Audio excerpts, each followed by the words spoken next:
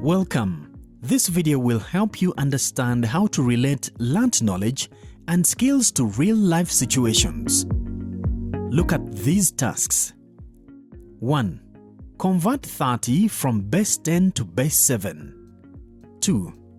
Convert 30 from base 10 to base 5. Instead of merely asking learners to convert from one base to another, competence-based teaching and learning should relate these concepts to real-life situations. For example, converting to base 7 relates to days of the week and weeks in a month. How about the heaps of items in the market? What if the activity for the learner was a market vendor in KK Market has a basket with 30 tomatoes for sale? Look at these tasks. How many groups of 7 can she make? How much money will she get if she sells each heap of tomatoes at 2,800 shillings?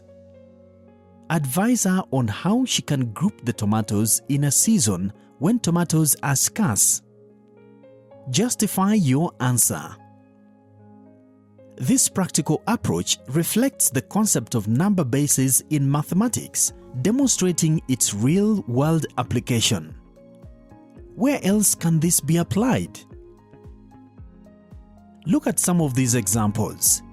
In this example, just asking about the effect of missionaries and a learner giving the points does not exploit the integration and application of knowledge in a real-life situation.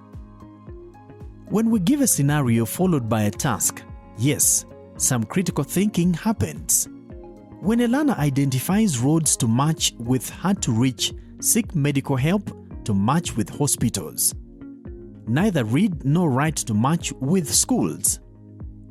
Then, this is the learning we are looking for in CBC. Note that the scenario should focus the learner to the specific areas in which to demonstrate competencies. Not all points must be exhausted, because some are irrelevant to the scenario at hand. This makes it a higher order activity.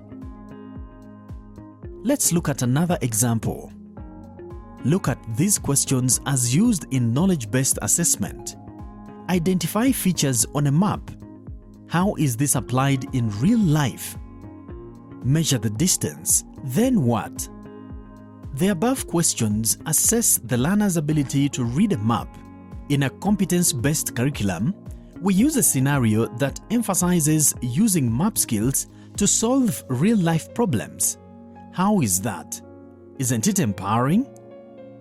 We have explored how scenario-based learning bridges the gap between theory and practice, making education more engaging and relevant.